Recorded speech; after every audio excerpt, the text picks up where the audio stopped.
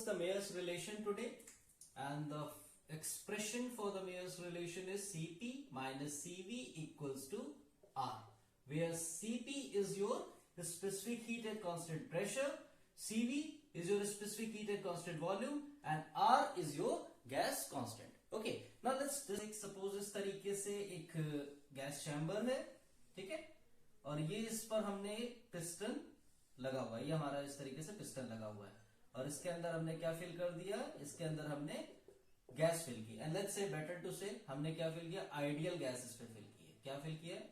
Ideal gas. ठीक है, अब यहां पे हमें सपोज करना है सबसे पहले कि ये जो चैम्बर है, जो हमने गैस चैम्बर लिया है जिसमें आइडियल गैस फिल की है, इसका जो पिस्टन है ये मूवेबल नहीं है, मतलब हमने ये क्या कर दिया है, इसको फिक्स कर दिया। तो जब आप पिस्टन को फिक्स कर देंगे, ये जो पिस्टन है आपका ये फिक्स हो गया, तो क्या होगा, क्या वॉल्यूम इंक्रीज होगा? नहीं, वॉल्यूम इंक्रीज नहीं होगा। तो यहां पर वॉल्यूम क्या हो जाएगा, वॉल्यूम विल बिकम कांस्टेंट। तो we can write it, we will have constant volume here. जब हमने पिस्टन को फिक्स कर दिया है तो वॉल्यूम हमारा क्या हो जाएगा, कांस्टेंट हो जाएगा। वॉल्यूम बिल्कुल भी चेंज नहीं होगा, क्यों? क्योंकि पिस्टन अब मूव नहीं कर रहा, तो जितना भी हमारे पास वॉल्यूम था उतना ही वॉल्यूम हमारा रहेगा। ठीक है, तो अब अगर यहां पर हम स्पेसिफिक हीट का फॉर्मूला देखें, स्पेसिफिक हीट का फॉर्मूला मैं रिवाइज करा देता हूं। क्या होता है, देखिए, सी आपका कितना होता था, it was Q upon M into delta T.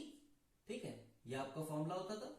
तो अब अगर यही फॉर्मूला हम यहां पर यूज करते हैं, किसके लिए, 1 मोल ऑफ गैस के लिए। हम कितनी गैस ले रहे हैं, आइडियल गैस का 1 मोल ले रहे हैं। तो अगर 1 मोल हम लेते हैं और यहां पर हम अगर स्पेसिफिक हीट का फॉर्मूला लिखें, तो वी विल हैव CV। अब CV का मतलब क्या हो गया, क्योंकि हम ये प्रोसेस कैरी आउट कर रहे हैं कांस्टेंट वॉल्यूम पे, तो स्पेसिफिक हीट कौन सी हो जाएगी, specific heat at constant volume हो जाएगी। तो CV will be equal to how much? CV will be equal to Q upon 1 into delta T. So from here you can see we will have the equation Q equals to CV into 1 into delta T. ठीक है, तो अगर हम यहां से 1 को ना भी लिखें तो कोई फर्क पड़ता है? कोई फर्क नहीं पड़ता। तो हम क्या करेंगे, Q को यहां से हटा देते, क्योंकि 1 मोल के लिए बात कर रहे हैं। ठीक है, मैं यहां लिख भी देता हूं कि फॉर 1 मोल, ताकि आपको याद रहे, फॉर 1 मोल ऑफ गैस। ठीक है, तो Q इक्वल्स टू कितना हो जाएगा आपका, Q will be equals to CV delta T। ठीक है, ये आपकी इक्वेशन बन गई, ये आपकी हीट हो गई जो कि इस सिस्टम में आपने प्रोवाइड की। अब देखिए, अब यहां पे ये जो एक्सप्रेशन है, इसी एक्सप्रेशन को अगर हम लोग डिफरेंशियल फॉर्म में लिखना चाहें तो क्या कर सकते हैं, same expression we can write it in differential way, that is dQ equals to CV dt। अगर ये लिख दे तो कोई प्रॉब्लम नहीं, डिफरेंशियल फॉर्म में कोई प्रॉब्लम नहीं। ठीक है, अच्छा, अब देखिए, जनरली जो वर्क डन होता है, जब हम कोई भी थर्मोडायनेमिक सिस्टम में वर्क डन करते हैं, तो वर्क डन का फॉर्मूला क्या होता है, वर्क डन का formula W equals to integration PdV। आपने पढ़ा हुआ है ना, PdV होता है। लेकिन क्योंकि यहां पे वॉल्यूम आपका क्या है, कांस्टेंट है, यहां पर आपने क्या लिया, देखिए कांस्टेंट वॉल्यूम लिया ना, तो जब वॉल्यूम कांस्टेंट है तो कांस्टेंट वॉल्यूम होने का मतलब है कि ये एक्सप्रेशन जो आपका हो, ये वेरिएबल जो dV है आपका, ये कितना हो जाएगा, that will be 0।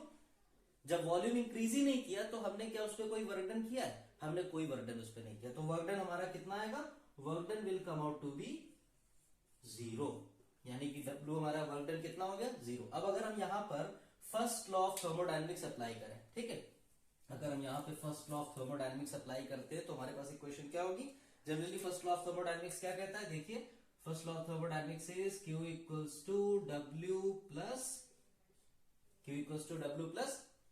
Delta V।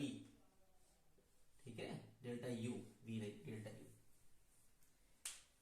ठीक है, work done will be 0। So next, by first law of thermodynamics, I will say that, साथ साथ मेरे लिखते चलिए, it will be better for you.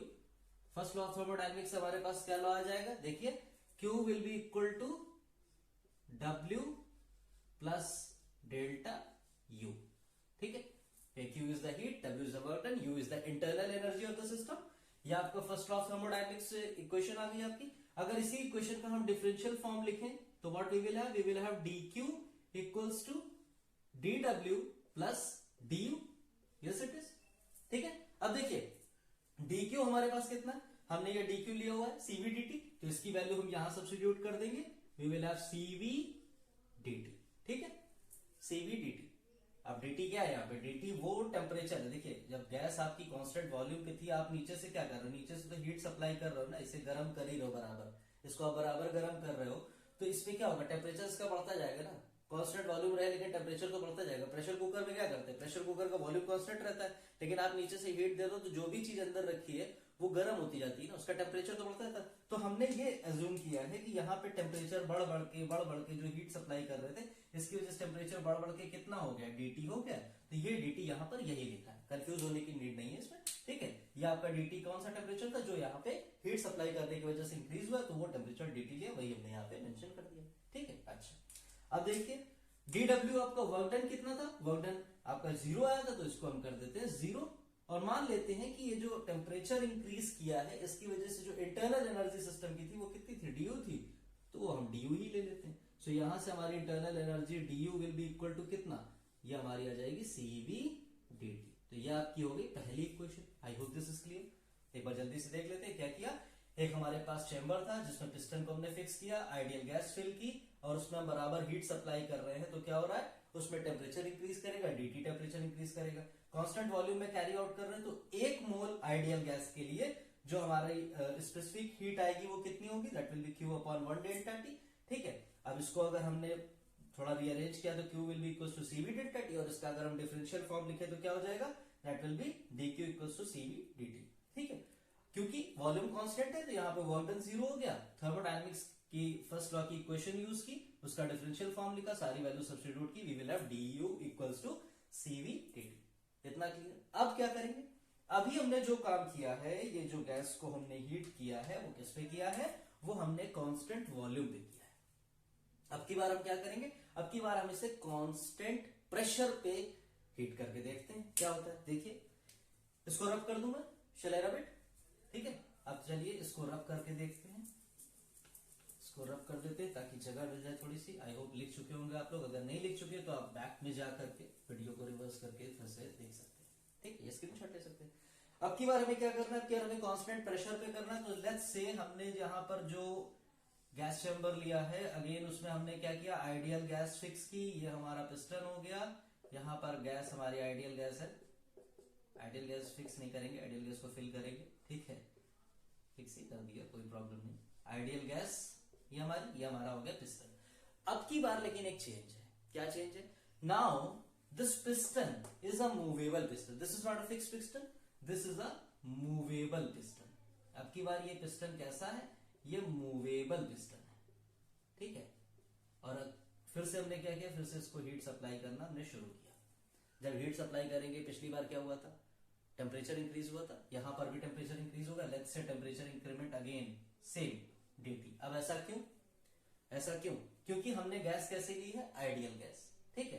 तो ये हमेशा आपको याद रखना है, इसको आप कहीं पे लिख लीजिए, साइड में लिख सकते हैं आप इसे, कि आइडियल गैस जब भी हम लेते हैं, आइडियल गैस हम जब भी कभी लेते हैं, तो केवल एक फैक्टर है जो उसकी इंटरनल एनर्जी को इफेक्ट करता है या चेंज कर सकता है। आइडियल गैस की इंटरनल एनर्जी को केवल एक फैक्टर चेंज कर सकता है, और वो फैक्टर कौन सा है, वो फैक्टर आपका है टेम्परेचर, ये याद रखिएगा। और कोई भी आपका कोई फैक्टर इसको इफेक्ट नहीं करता है, only temperature is the factor which effect you, that is internal energy of the ideal gas, ठीक है। अच्छा अभी आपकी सिनेरियो बन गया, आप किस पे काम कर रहे हैं, आप काम कर रहे हैं इस बार कांस्टेंट प्रेशर पर, कांस्टेंट प्रेशर पर हम इसको कर रहे हैं, ठीक है। अब जब हमने प्रेशर कांस्टेंट कर दिया है, तो अब की बार हीट का फॉर्मूला क्या हो जाएगा, this time the formula for heat Q will be equal to, जैसे पहले लिखा था वैसे ही लिख देते हैं, 1 मोल गैस के लिए तो it will B 1, constant pressure पे कैरी आउट कर रहे हैं तो इट विल बी Cp, और टेम्परेचर कितना राइज हुआ है, dt, तो let's say this is dt। ये आपकी हीट की इक्वेशन आ गई। इसी का अगर हम डिफरेंशियल फॉर्म लिखें तो we will have dq equals to Cp dt, yes, ठीक है। यहां पर डेल्टा लिखेंगे, एक्चुअली यहां पर हम लोग डेल्टा लिखेंगे, बाद में डिफरेंशियल फॉर्म से हम लोग dt लिखेंगे, ठीक है। यहां पर dt लिया हुआ है क्योंकि वो यहां पर dt माना हुआ था, ठीक है, तो उसमें कोई प्रॉब्लम नहीं, ये हो जाएगा, तो जैसा पहले था वैसे ही इधर भी। तो dq will be equal to Cp dt हो गया, ठीक है। अब इसके बाद देखिए, इसके बाद हमें क्या करना है, हमें इसका फिर से वर्क डन चेक करना है। वर्क डन कितना होगा, W will be equal to integration P dot dv, ठीक है, इंटीग्रेशन p डॉट dv, और यहां पर अगर डिफरेंशियल वर्क डन ले ले तो कितना हो जाएगा, dw will be equal to p dv। और अब की बार ये वर्क डन रहेगा, अब की बार ये जीरो नहीं होगा, अब की बार ये रहेगा। क्यों जीरो नहीं होगा, क्योंकि अब की बार वॉल्यूम जीरो नहीं है ना, अब की बार वॉल्यूम जीरो नहीं है, प्रेशर है कांस्टेंट लेकिन वॉल्यूम जीरो नहीं है, और डिफरेंशियल कंपोनेंट क्या है आपका dv है, ठीक है, तो ये आपका जीरो नहीं होगा, तो dw आपका रहेगा, ठीक है। Again thermodynamic equation first law के थ्रू यूज करें तो क्या फर्स्ट लॉ से इक्वेशन आई थी, फर्स्ट लॉ से हमारी इक्वेशन थी dq was equals to dw plus du, यही इक्वेशन थी आपकी। अब की बार जो वैल्यू आई है वो सब्स्टिट्यूट कर देते हैं, dq की वैल्यू कितनी है, dq is our cp dt, ठीक है, cp dt equals to dw कितना है, वर्क डन कितना है, it is p dv, let's write it, p dv plus du, du कितना होगा, जब हम लोग बात कर रहे हैं कि आइडियल गैस की इंटरनल एनर्जी केवल टेम्परेचर पे डिपेंड करती है, तो पहले वाले केस में भी हमने कितना टेम्परेचर राइज हुआ था, dt हुआ था, इस वाले केस में भी कितना हो रहा है, dt हो रहा है, तो पहले वाले केस में भी एनर्जी कितनी थी, du थी, इस वाले केस में भी एनर्जी कितनी होगी, du होगी।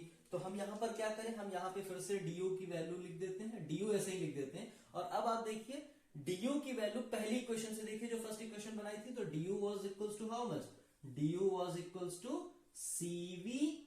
cv dt था आपका ये ना, फर्स्ट इक्वेशन से। अगर इसको यहां सब्स्टिट्यूट कर दें तो इक्वेशन आपकी क्या बनेगी, इक्वेशन आपकी बनेगी cp dt equals to p dv plus cv dt।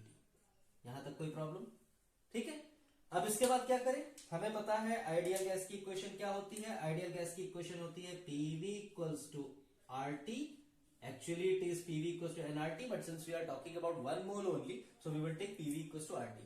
अगर इस इक्वेशन को डिफरेंशिएट करें तो हमें क्या मिलेगा, we will have PdV plus VdP ना इक्वल्स टू R कांस्टेंट है, R वैसे ही रहेगा, और T का डिफरेंशिएशन dt। अब क्योंकि ये प्रोसेस हमने किसमें कैरी आउट किया है, कांस्टेंट प्रेशर, इसीलिए मैंने ब्लू से लिखा कांस्टेंट प्रेशर पे, तो यहां पर देखिए कांस्टेंट प्रेशर की वजह से ये टर्म आपका कितना हो जाएगा, this term will be zero.